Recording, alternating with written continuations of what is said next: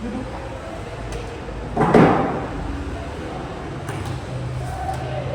Assalamualaikum. Waalaikumsalam. Nur Latifah, silakan duduk. Baik. Nur Latifah, bagaimana kabarnya hari ini? Alhamdulillah baik. Alhamdulillah, semuanya baik-baik ya. Nah, sebelumnya Ibu mau tanya, apa tadi kegiatannya Nur Latifah sebelum ke sini? Belajar Belajar apa, Ki? IPA. IPA. Oh, IPA. Siapa gurunya? Indah. Bunda ya. Baiklah. Sebelumnya Ibu mau tanya, Nur Latifah tahu apa maksudnya Ibu panggil ke sini? Tahu Apa itu? konseling individu. Konseling individu. Baiklah. Sebelumnya Ibu mau tanya, kira-kira Nur Latifah tahu apa itu konseling individu? Oh, belum tahu ya? Baiklah.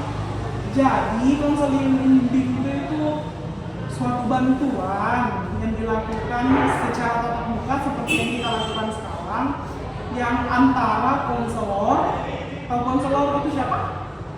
Jadi konselor itu berbeda dan konseling. Konselingnya itu orang yang membutuhkan bantuannya, gitu. Untuk membantu klien atau ini konseling memahami dirinya, mengatasi masalahnya, membuat keputusan dan mengembangkan potensi secara optimal. Jadi begitu. Jadi itulah tadi konseling kelompok. Selain itu, di dalam konseling kelompok itu ada beberapa asas yang harus kita patuhi. Yang pertama itu asas kerahasiaan. Tahu itu apa ya asas kerahasiaan? Apa coba? Saling menjaga rahasia. Dari kata rahasia. Ini Latifah sangat lembut ya suaranya, enggak terlalu besar ya. Boleh kasih jelas saja suaranya karena di ruangan ini cuma kita berdua. Gak apa-apa ya? Baiklah. Jadi Ibu jelaskan ulangnya.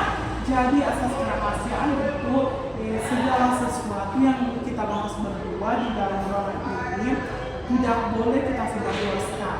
Jadi Nur Latifah tidak usah ragu, sungkan atau takut akan Ibu sebarluaskan ini masalah ini informasi yang Ibu dapat dari Nur Latifah.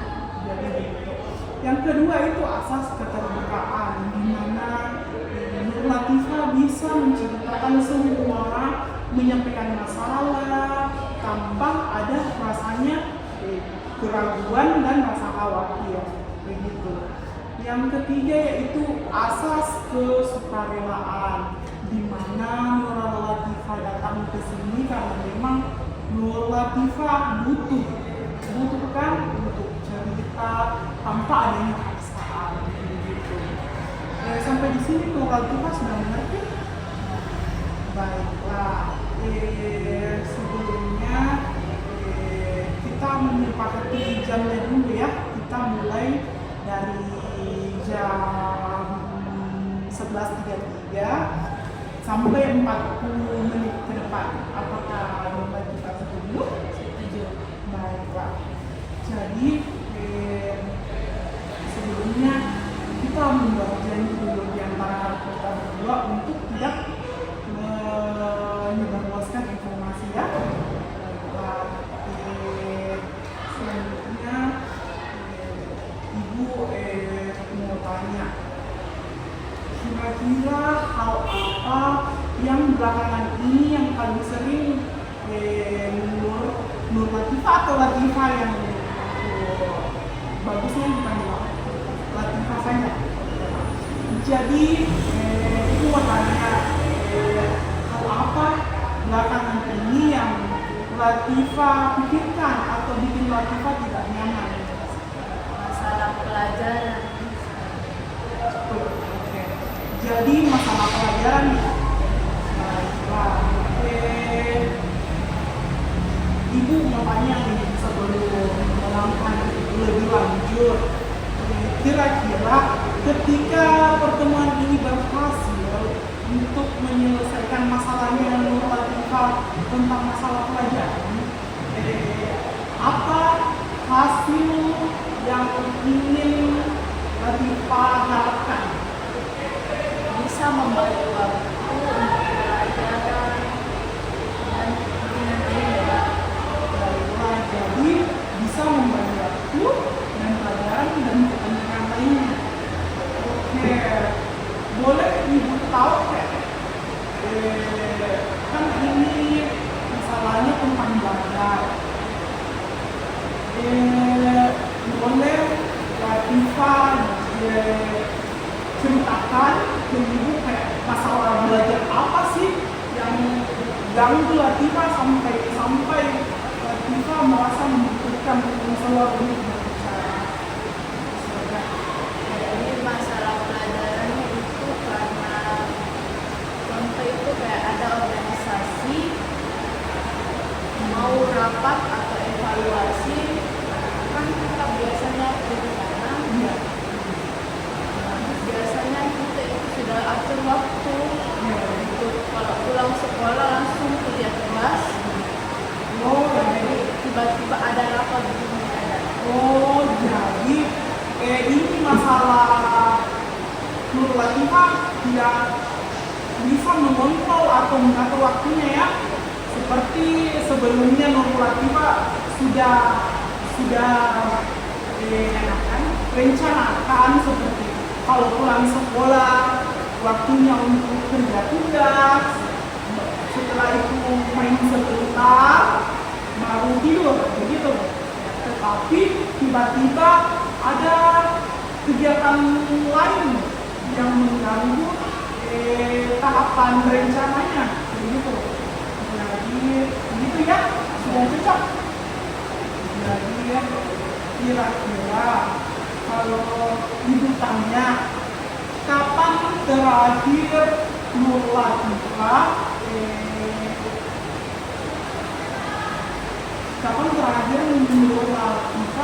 bisa mengontrol masalah belajarnya? Pas semester awal, semester 1. Baiklah, jadi pas semester 1. Sebelumnya Ibu lupa, Ibu mau tanya dulu, ini masalahnya Nur Latifah yang Ibu hadapi sekarang, Ibu mau mengukurnya dalam bentuk skala, di mana skala 1 Latifah memang tidak bisa memang ini atur di masalah belajar yang kita alami toh. Terus ke skala 10, di mana skala 10 itu Latifah sudah mampu mengontrol masalah belajarnya yang dihadapi. Kira-kira Nur Latifah sekarang berada di posisi berapa?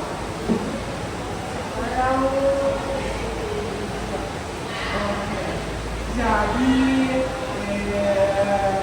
masalah belajar yang Nur Latifah itu berada di posisi 2 karena itu tadi kadang waktu belajarnya sudah waktu belajarnya diambil atau dialihkan menjadi untuk kegiatan organisasi begitu, sudah benar.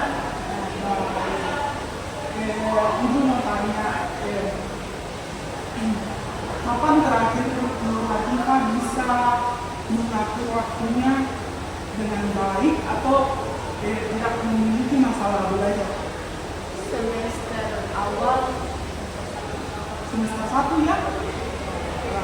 Jadi pada saat itu Nur Latifah apa tindakan Nur Latifah atau hal yang Nur Latifah lakukan agar masalah belajar itu tidak terjadi pada Nur Latifah?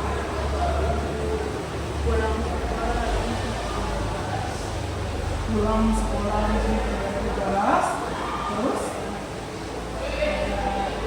ada lagi tinggal di sekolah. tidak ada tinggal di sekolah. Oh, biasanya Nur Latifah tidak langsung pulangnya, nongkrong dipotong dulu begitu atau bagaimana? Ada saya tunggu informasi. Oh, tunggu informasi.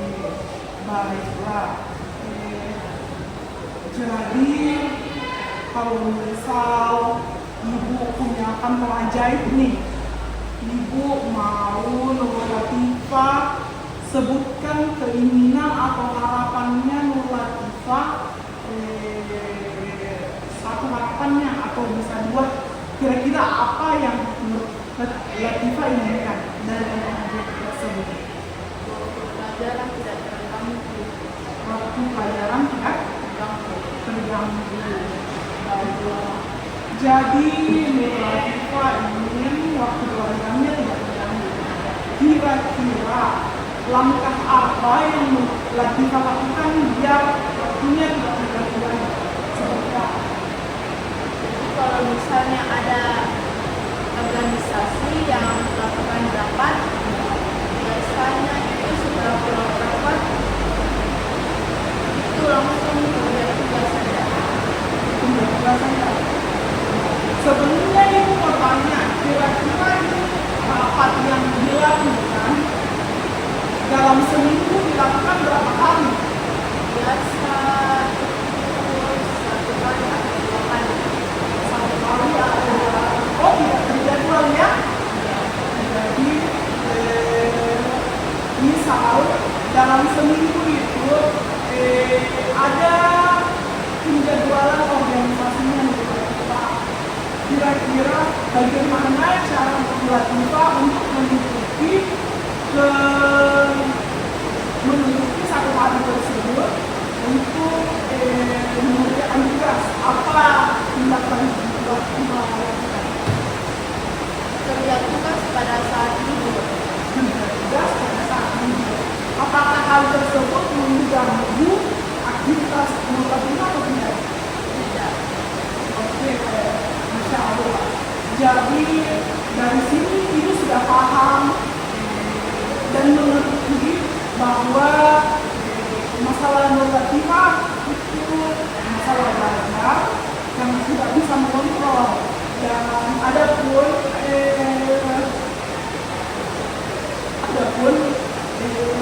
hal yang bisa Nur Latifah lakukan untuk mengatasi hal tersebut yaitu dengan mengatur waktunya. Kira-kira kalau Nur Latifah lakukan itu, skala Nur Latifah akan meningkat atau tidak? Meningkat. Meningkat. Kalau ibu boleh tahu meningkat sampai skala berapa? 7. Baik, Masya Allah. Jadi berada di skala 7 ya. Terus ibu mau tanya, apakah di skala 7 Nur Latifah sudah cukup merasa puas dan ingin stuck di skala 7 tersebut, atau ingin meningkatkan ke skala yang lebih sempurna lain? Skala yang Jadi Masya Allah, saya suka dengan targetnya Latifah kalau ingin menyempurnakan skala tersebut. Terus kira-kira karena ini masih ada di skala 7, berarti masih ada masalah sedikit yang belum terselesaikan. Masalah apa kira-kira selain mengatur jadwal? ada tugas tambahan. Ada tugas tambahan. Baiklah.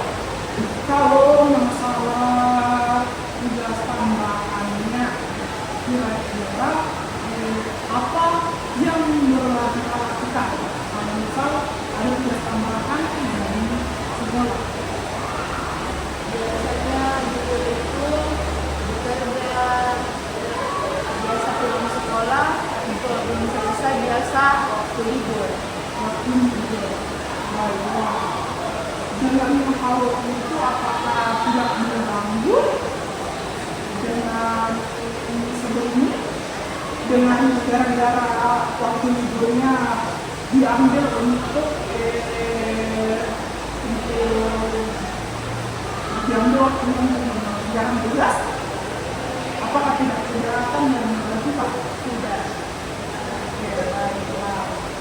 Jadi kira-kira setelah mendengar harapan yang besar kita dengan langkah-langkah kecil yang kita lakukan, menurut Ibu ini sudah langkah besar ya, karena mulai dari skala 2 Motiva sudah melakukan beberapa langkah untuk meningkatkannya. Jadi tadi ada 2 langkah. Apa tadi yang pertama? Kerja pada saat pulang sekolah. Kerja tugas pada saat pulang sekolah. Terus Waktu libur. Kerja pada saat waktu libur. kerja pada saat waktu libur. Baiklah. Apakah dengan melakukan langkah-langkah tersebut organisasi Motiva tidak terganggu? Tapi apakah Motiva memang nyaman dengan organisasi tersebut? Nyaman. Nyaman. Oh, dengan orang-orangnya, dengan aktivitasnya ya. Oke. Kira-kira langkah kecil apa yang bisa Motiva lakukan di dunia ini? Apakah semua tadi langkah-langkahnya bisa dilakukan pada minggu ini? Bisa.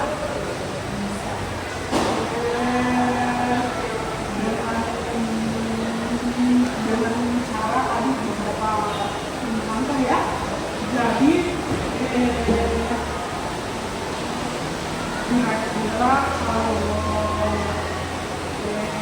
untuk beberapa hari ini selanjutnya Ibu akan melakukan pertemuan selanjutnya dengan tujuan agar Ibu tahu bagaimana progres belajarnya Motiva, apakah meningkat atau tidak, atau hanya tidak apa-apa sebenarnya. Kalau misal kan sekarang Motiva ada di skala 2, dan kalau misal tindak lanjutnya di minggu depan tidak mencapai 3 skala 10, tidak apa-apa.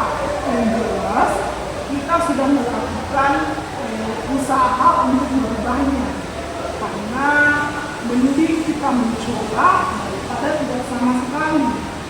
Kira-kira semenjak Motiva rasa Motiva alami ini pasti banyak kendala kan yang berdampak pada diri Motiva.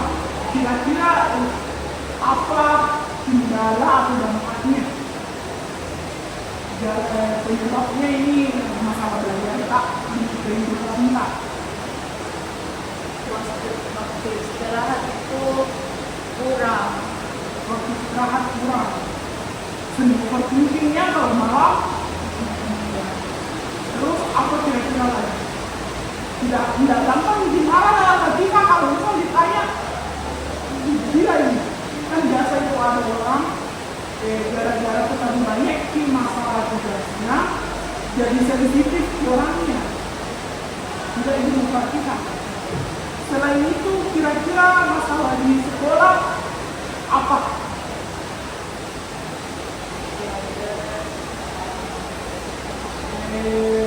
Kayak kan kemarin Motiva juga bilang kalau misal masalahnya itu seperti yang ya ekonomi, tapi ekonomi yang kan sekarang Motiva menjabat sebagai bendahara di kelas. Baik, dengan apakah ada penyebabnya juga sebenarnya itu emosinya Motiva penyebab gara-gara tidak bisanya diatur di belajarnya sampai lagi terlibat ini juga di masalah bendahara begitu. Iya. Apakah itu yang Motiva rasakan? Boleh Ibu dengar ceritanya Motiva kenapa kira-kira sampai melibatkan semua kayak kegiatan-kegiatan yang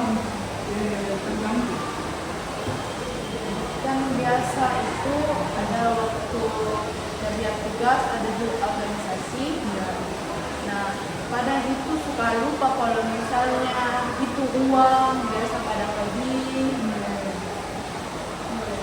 Iya, tapi sebenarnya sudah tepat, tapi gara-gara terganggu, kan sudah tidak tahu yang mana itu mau diatur, apakah urusan sekolah, urusan organisasi belajar, atau urusan tanggung jawab.